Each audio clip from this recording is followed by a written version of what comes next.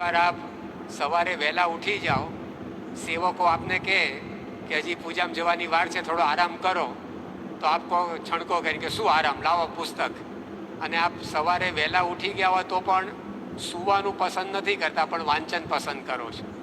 रात्रे वहेला परवारी गया हो, सेवको आपने कहे कि बापा हवे कोई काम नहीं, आप पोड़ी जाओ।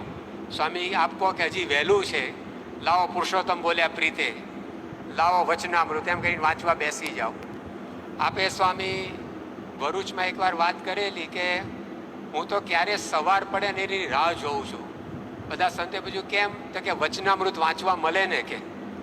तो आपना जीवन में कहीं जाणवानुं बाकी नहीं, आप बधुं वर्तो छो, तेम छतांय आपने संप्रदायना ग्रंथो वाँचवानी आटली बधी रुचि रहे छे, तो आपने एवो शुं माल एमां मनायो छे?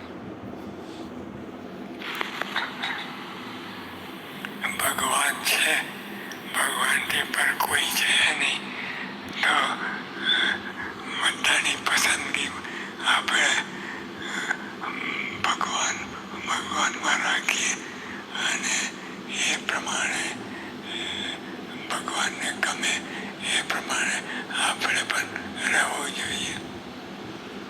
स्वामी आपे रुचि बतावी कि बधा ज संप्रदायना ग्रंथोनुं वांचन करे, तो बापा मिनिमम रोज दरेक हरिभक्ते केटला वचनामृत वाँचवा જોઈએ?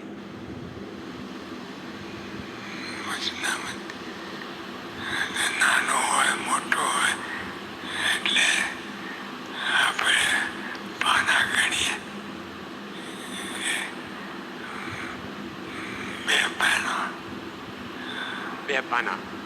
જો સ્વામી આપણા બધાની પરિસ્થિતિ સમજે છે કે ઘણા વચનામૃત મોટા હોય, પણ બાપાએ કહ્યું છે કે રોજ 2 પાના વચનામૃતના આપણે અવશ્ય વાંચવા। તો આ રુચિ ગ્રહણ કરતા હોય હાથ ઊંચા કરશે।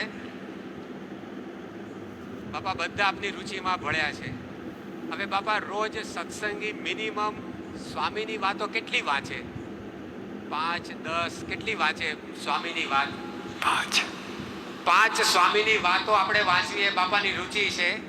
આ રુચિમાં કેટલા ભળવા તૈયાર થાય છે?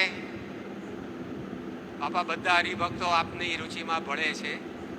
બાપા જીવન ચરિત્ર પણ આપણા ખૂબ ઉપયોગી છે, મહારાજથી લઈને પરંપરાના। તો દરેક સત્સંગીએ જીવન ચરિત્રના મિનિમમ રોજ કેટલા પાના વાંચવા જોઈએ? 3 પાના જીવન ચરિત્રના પણ આપણે રોજ વાંચવા જોઈએ। આ રુચિ કેટલા ગ્રહણ કરે છે? તેના માટે પહેલા આપણે જીવન ચરિત્ર પણ લઈ જવા પડશે બુક સ્ટોલમાંથી। એટલે કાલે જ બધા શુભસ્ય શીઘ્રમ બાપા, ધર્મનું કામ તત્કાળ કરવું। તો વચનામૃત સ્વામીની વાતો અને જીવન ચરિત્ર બાબતે સ્વામીશ્રી આપણને આ રુચિ બતાવી છે, આપણે એ પ્રમાણે વર્તવાનો પ્રયત્ન કરીશું। હવે બાપા છેલ્લે બીજા 5 હરિભક્તોને આપણે મંચ ઉપર અત્યારે આમંત્રિત કરી